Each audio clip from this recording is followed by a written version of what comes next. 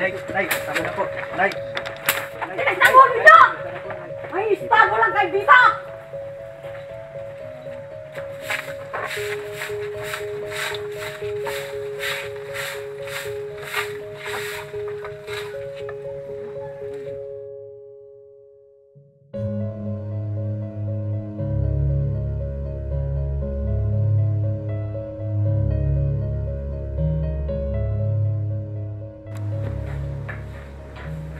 Nay, bakit pinagtabuyan mo na naman mga bisita ko? Nakakahiya po. Ilang beses niyo na pong ginawa yan eh.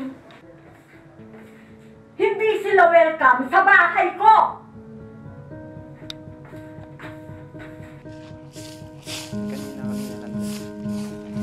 Magandang araw po. Pwede po ba namin kayong maanyayahan sa...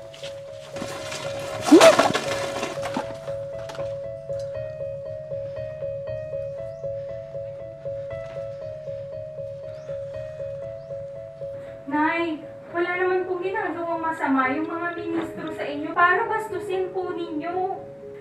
Ilang beses ko bang sasabihin sa'yo na huwag niyo akong pilitin na makinig sa iglesia niyo? Hindi naman po kayo pinipilit, Nay. Anong hindi? Talagang ipagtatabuyan ko sila.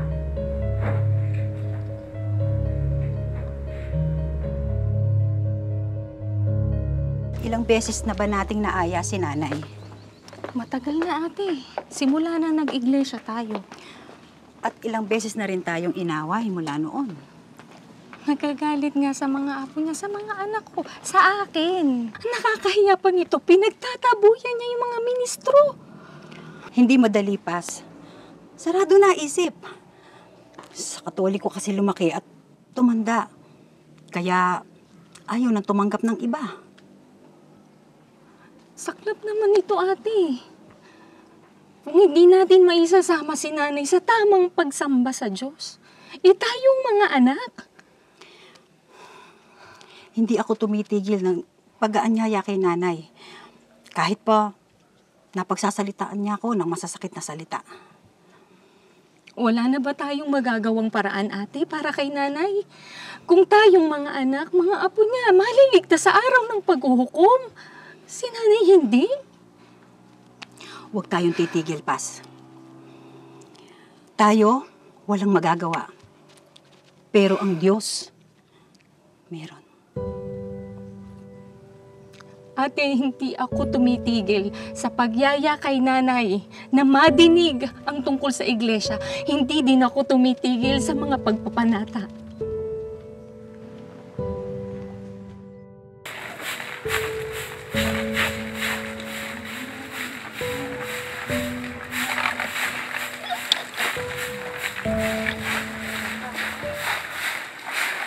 Lola, nasaan ba po kami?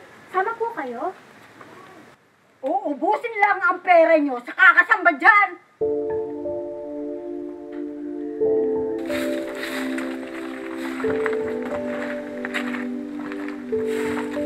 Sister Petra!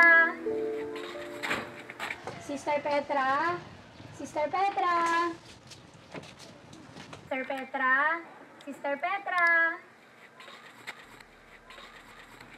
Sister Petra, bukas na po ang misa ni Father para po sa piyesta. Pinapakuha na po ang bayad natin kay Father. Oo nga pala. Teka lang. Kukunin ko sa loob.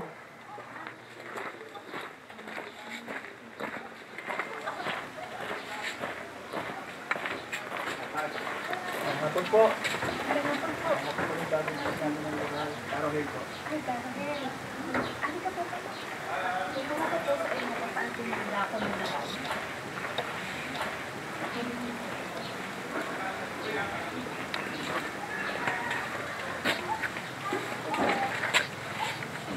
Maraming salamat po sa lagi po niyong pagbibigay sa simbahan. Wala yun. Taon-taon na lang po tuwing fiesta, kayo po ang nagbibigay ng bayad kay Father para sa misa. At lagi may pinakakatay na baboy para ialas sa patro tuwing piyesta. Basta para sa simbahan, wala kayong alalahanin. Maraming salamat po.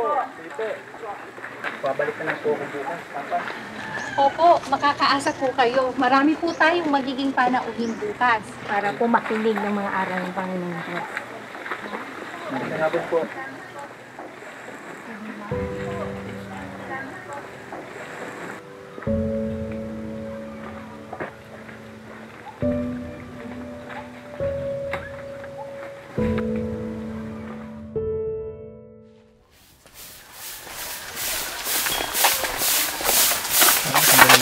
Hindi na ako lalo.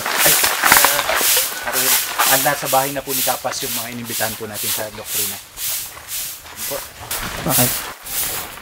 Galit na galit po sa iglesia ni si Aling Petra. Baka mampas din po kayo ng walis tulad po ng ginawa niya sa dating destinado po ng lokal. Bakit naman? Kaanib naman na po sa iglesia yung 3 sa mga anak niya. Tsaka hindi naman po niya inahadlangan yung gawain po dito sa compound nila.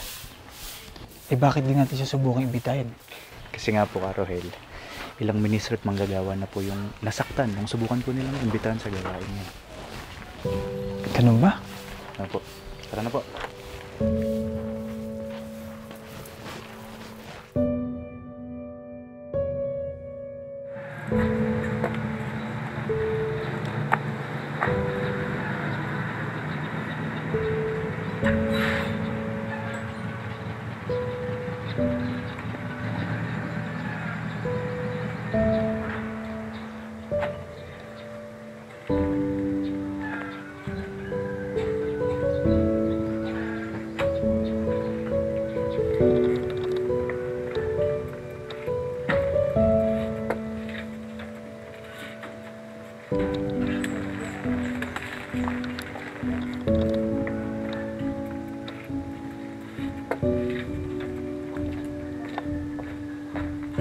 Magandang araw po.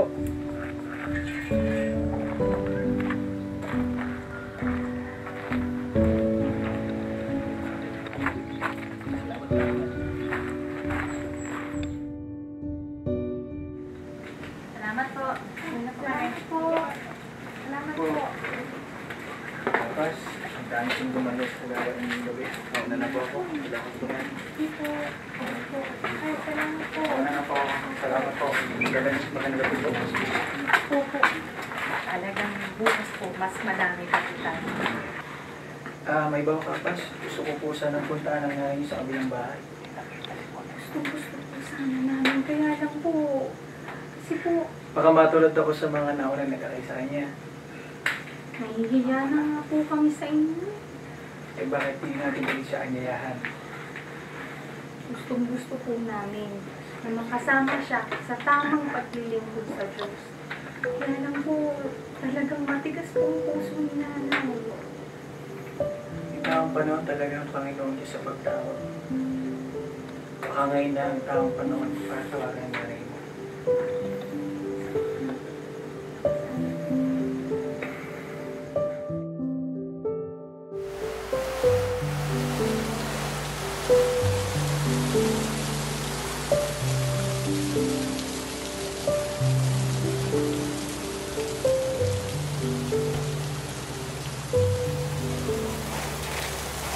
Bakit nagpapakabasa ka? Sumulong ka muna!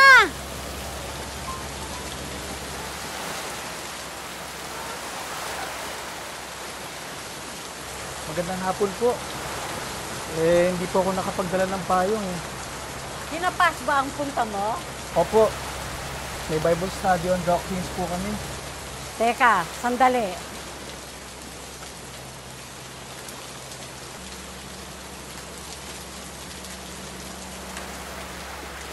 Oh, soli mo pagkagaling mo kinapas, ha? Salamat po, Nanay Petra. Pwede ko po ba kayong tawagin Nanay Petra? Salamat po ulit.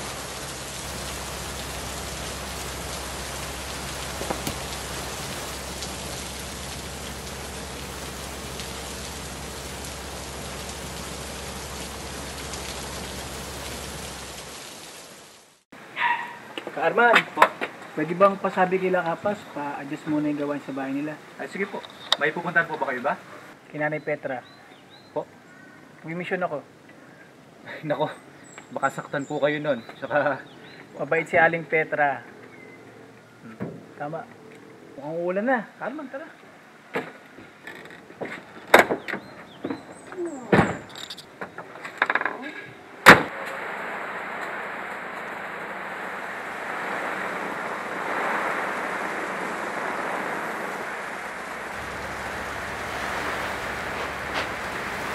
Ay, magandang hapon po. Maaari po ba ulit kami makisilong po dito sa inyo? Maaari naman. Nawala ko to.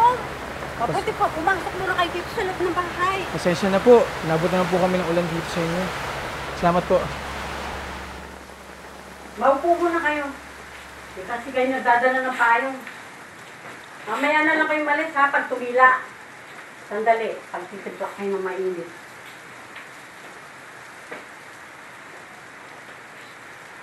Galing na ba kayo, kinapas? Papunta pa lang po.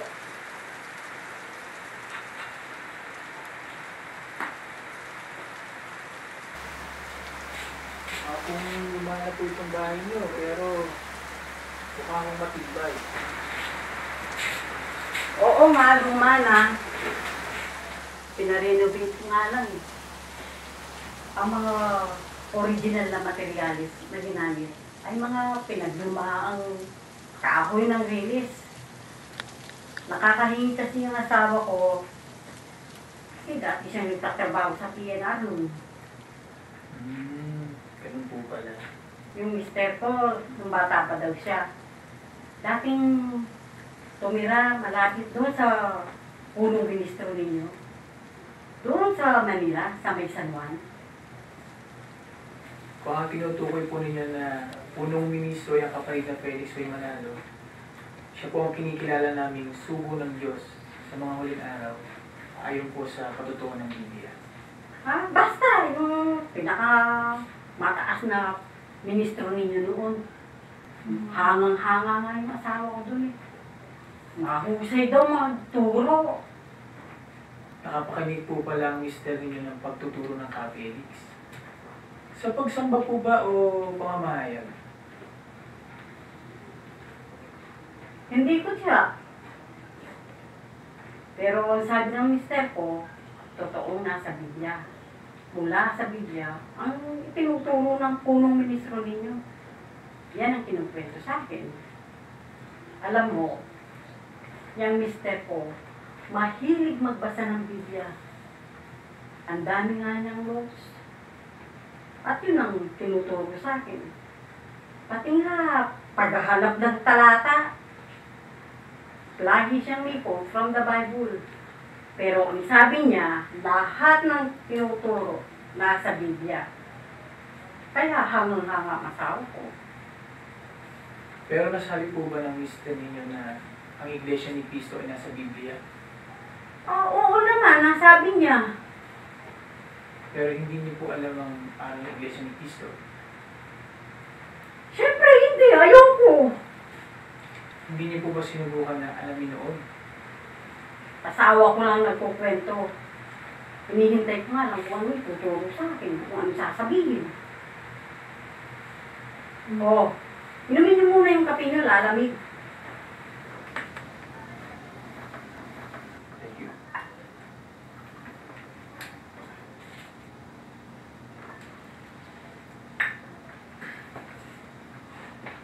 Alam niyo po, Nanay Petra, natutuwa po ako dahil magliliw po kayo sa akin. Nagmamagandang loob po kayo sa akin. Lalo na kapag bumabati ako sa inyo, ibinabalik niyo rin po sa akin ang pagbati. Nung isang araw nga po, iniyahan niyo po kaming makisilong sa bahay niyo. Hindi kasi kayo marunong magdala ng payong. Tulad niya, umuulan na naman. Wala kayong dalang payong. Pwede po ba akong makisuyo sa inyo? Ano ba yun? Susunod na araw po ay nadalaw po ulit ako dito sa bahay niyo. Papatuloy niyo pa po ba ako ulit? Oo. May sasabihin po sana ako sa inyo. Pero huwag niyo po sanang ikagalit. Ako po ay natutuwa dahil mag-iiliw po kayo sa akin. Ang totoo po niyan, nag-iingat po ako na lumapit sa inyo. Dahil ayaw ko pong matulad doon sa mga nabulyawan at tinaboy po niyo mga kasamahan kong ministro. Ako po ay nag-iingat na magalit po kayo sa akin. Kaya po hindi ko po kayo niimbitahan na makinig sa aral ng iglesia. Pero ngayon po, sana ay pagbihan niyo po ako bilang bahagi ng kabutihang loob niyo po sa akin. Sana po ay maanyayahan ko kayo makinig ng aral sa Iglesia ni Cristo. Ang akin lang po, kapag pinayagan po ninyo akong muling bumalik dito, sana po ay payagan niyo ako makapagturo ng aral mula sa Biblia. Hindi naman po ibig sabihin na nakinig kayo sa Iglesia ni Cristo ay mag-iglesia na po kayo. Una, alam ko pong ayaw niyo sa iglesia. Pangalawa, hindi po namin kayo pipilitin. Kayo po ang aming pagpapasyahin.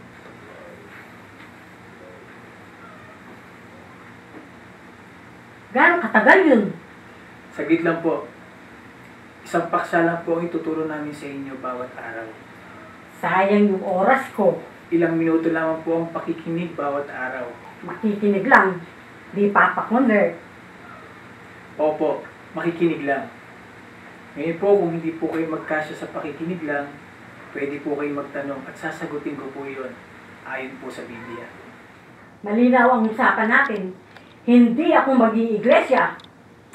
Opo, agreement po natin yan. Makikinig lang po kayo. Pagtapos ko pong magturo, may dahilan na po kayo para sabihin ayaw nyo mag-iglesia dahil hindi nyo po matanggap ang aral. Makikinig lang. Opo. Pwede akong magtanong. Opo. Ulitin ko po sa inyo. Sa panig po namin ay hindi po namin kayo pipilitin. Hahayaan po namin kayo ang magpasya. Mahirap naman po kasing ayawan ng isang bagay na hindi nyo pa po nakikita, natidinig o nararanasan.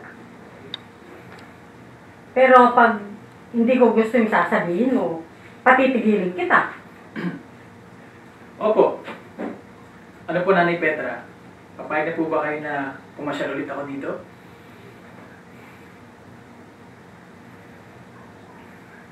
Oo naman.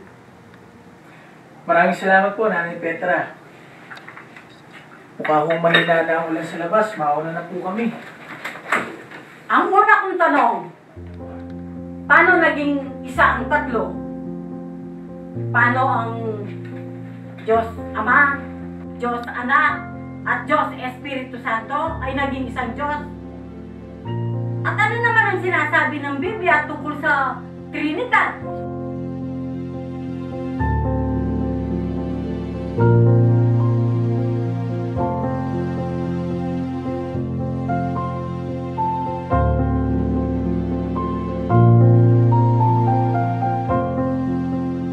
Paano niyo po nakumbinsi ang nanay na makinig?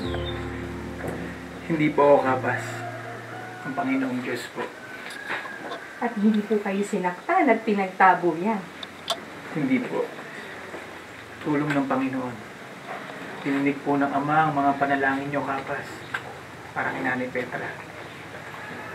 Sana po, pagtuloy-tuloy na po si nanay makinig.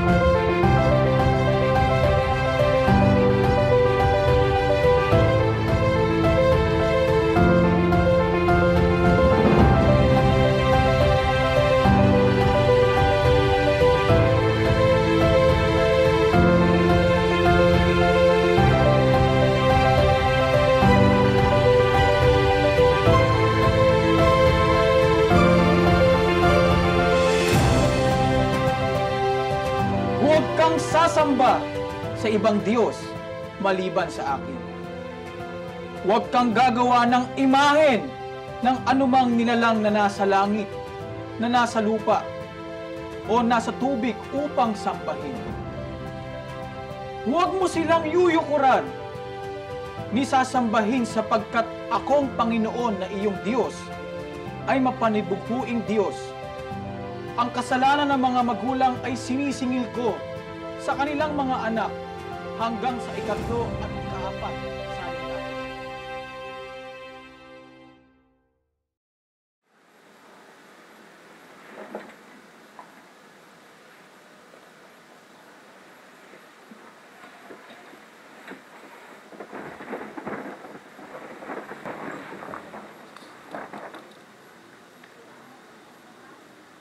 huwag kang gagawa para sa iyo ng larawang inanyuan o ng kawangis man, ng anumang anyong nasa itaas sa langit o nasa ibaba sa lupa o ng nasa tubig sa ilalim.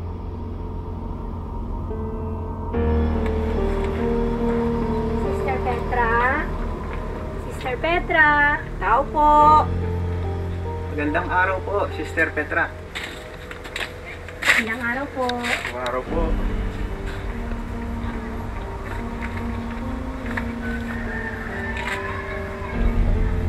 Pagpalain ay At huwag ninyong tawaging inyong ama ang sino mang tao sa lupa, sapagkat iisa ang inyong ama sa makatwid bagay, siya na nasa langit.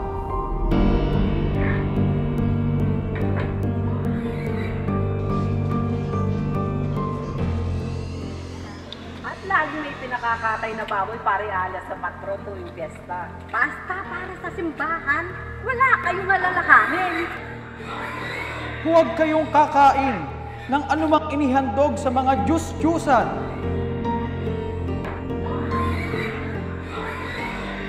Lilitaw ang maraming bulaang propeta at ililigaw ang marami.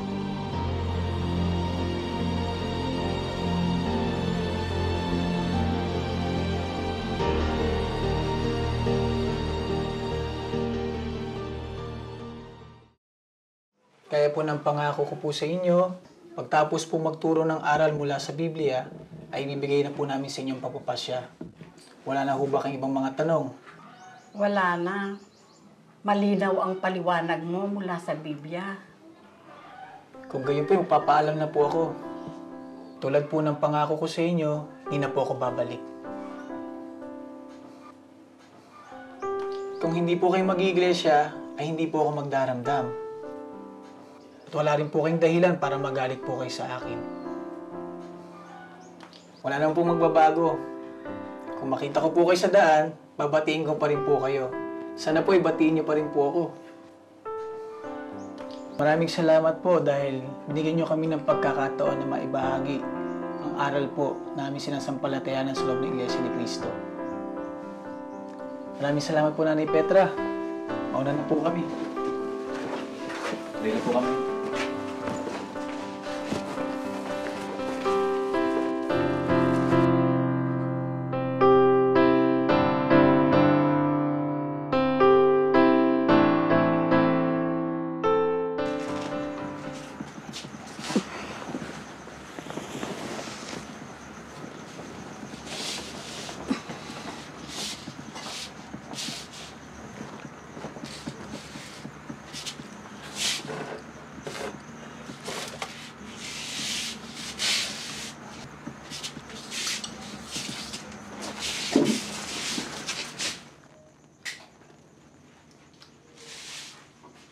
Lola, good morning po. Gising na po pala kayo.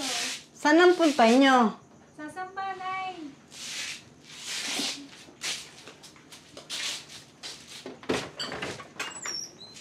Saan?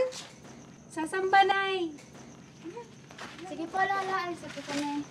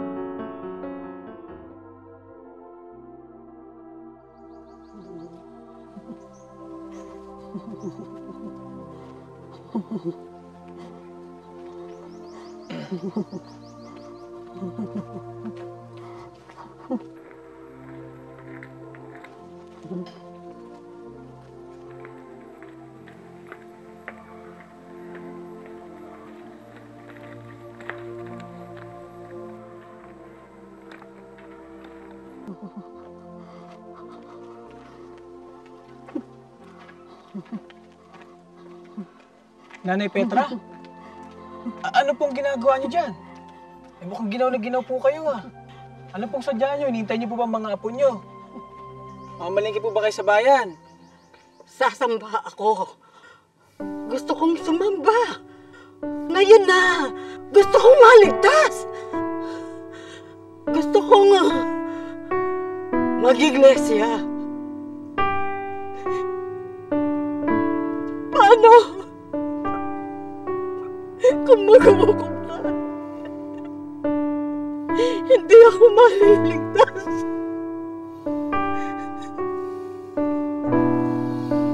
Halika na po.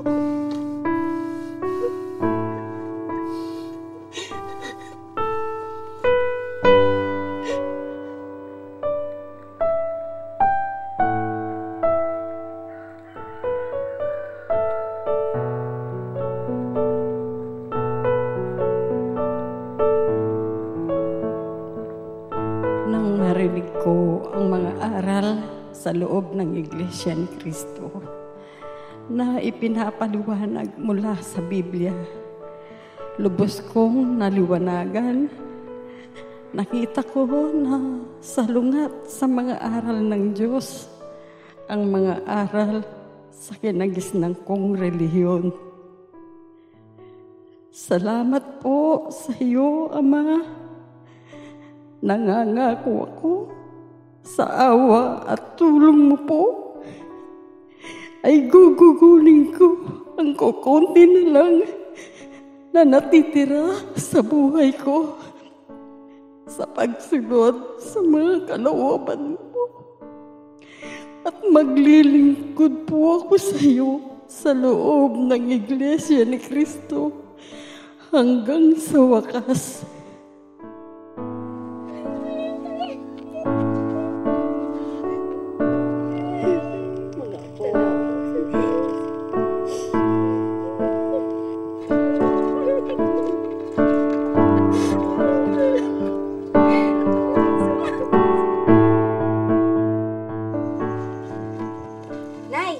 Nay, ito maganda tong damit pansamba. Ayoko niyan. Yan ang lagi kong ginagamit sa simbahan nung umaawit ako noon. Lahat naman po ng mga damit na yan yung ginagamit mo sa simbahan eh. Yun nga o na yung ginagamit mo yan sa pista. Kaya nga ayoko yan. Patatay ako ng maraming bago para sa pagsamba ko. Dapat na damihan mo ang pagpapatayin ng mga damit pansamba. Dahil 2 beses sa 1 linggo ang pagsamba natin. Sa simbahan na, Nay, 1 beses ka lang nagsisimba. Din birthday mo lang, tsaka pista. Noon yun, nung hindi pa ako Iglesia ni Cristo. Pero ngayon, mas madadalas ako sa kapilya. Lalo na ngayon, naghihintay na lang ako sa baptismo ko. Alam nyo, Nay, matapos lang ang probation period nyo, magiging ganap na Iglesia ni Cristo na kayo. Tingnan mo nga naman, no? Nung bata pa ako, lumaki ako sa simbahan. Niluhuran ko lahat ng mga santo. Tumanda ako na ang ginagawa ko pala ay labag sa aral ng Biblia. Talaga ng Panginoon Diyos na.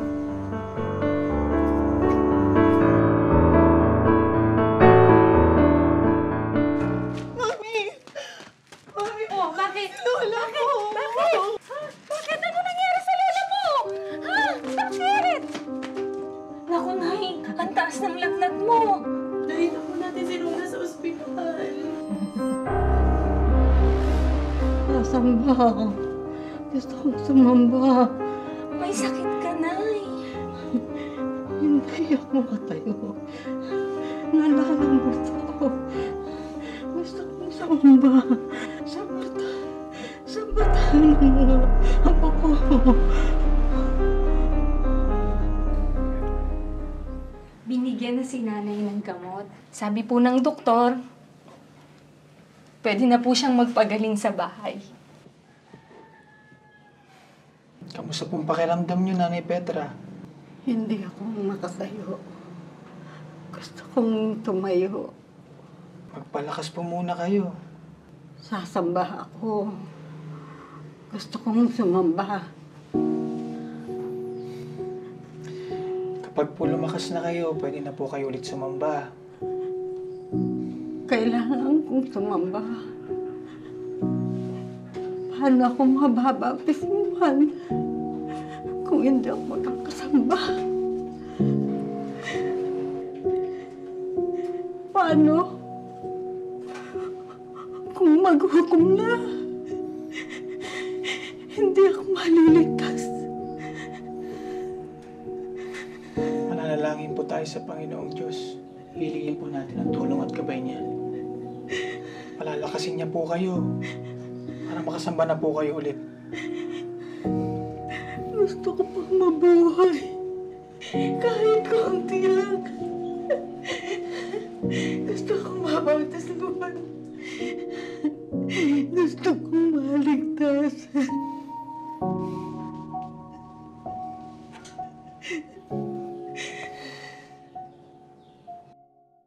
O, Nay, kain ka ng marami para lumakas ka.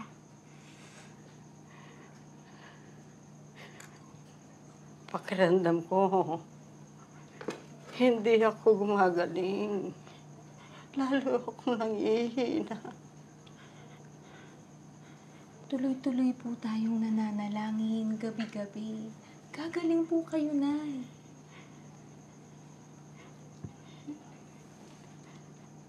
Nak, bihisan mo nga ako. Linggo ngayon. Sasamba tayo. Gusto kong sumamba.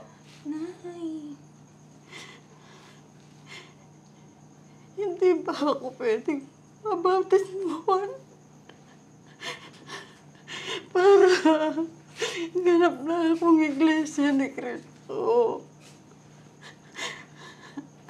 Para makatsak na ako iligtas.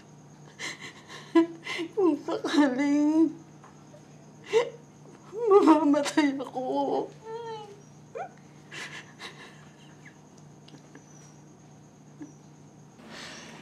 May tuntunin po tayong sinusunod.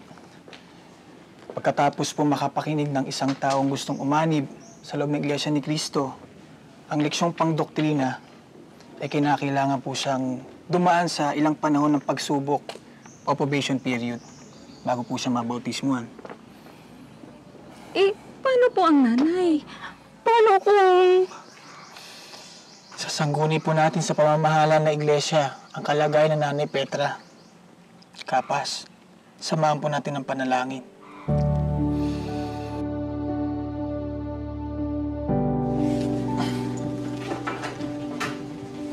Kamusta po kay Nanay Petra? Pabalik-balik ang lagnat ko. Pakiramdam ko, hindi ako gumagaling. Kaya niyo po bang gumawa ng sulat? Yung mga kamay niyo, kaya po bang sumulat? Kaya naman. Bakit ba?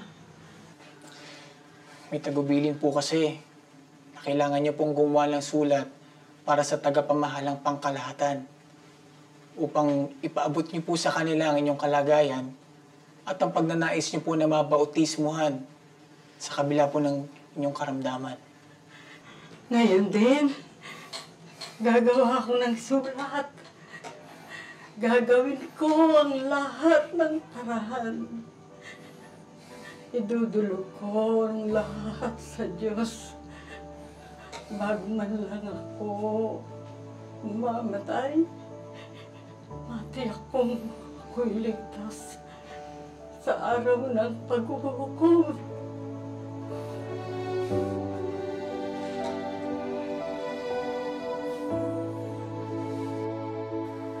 Panginoon ng Diyos, humihingi po ako ng konting buhay. Pakidugtungan mo po ang buhay ko. Payagan mo po na maging ganap na hinirang ako, na may karapatang maglingkod sa'yo kung iyo kong mamarapatin. may pagsilbi ko pa ang kukunting natitira ng buhay na ipagkakaloob mo po sa akin. Sa paglilingkod ko, sana po pagalingin mo ako at tulungan mo ako, Diyos ko.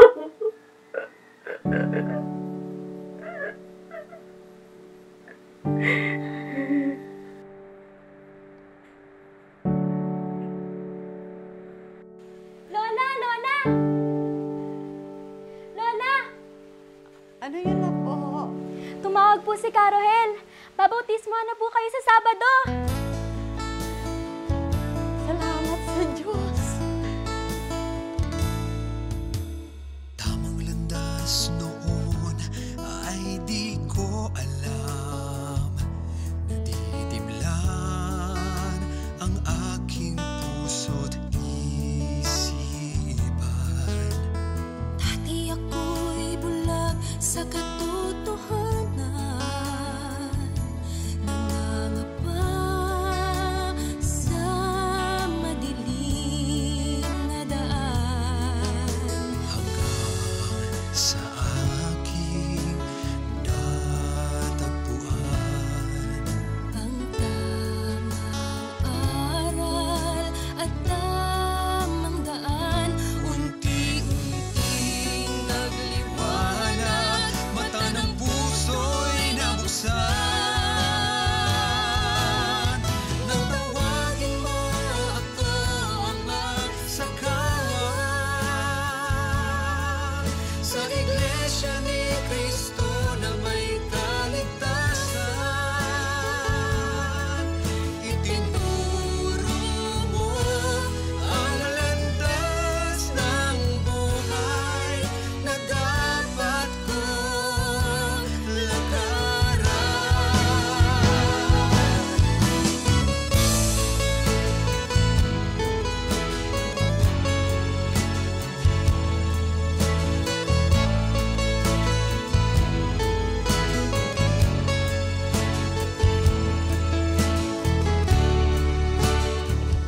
Maging malakas habang naglalakbay sa mundong ito. Iyon ang panalangin ko lagi. Abutan ni Kristo. Kasama na ako sa langit. Yun ang aking giling. Kung ako'y sakaling magtatagal, kung dumating siya, hindi ako'y kasama.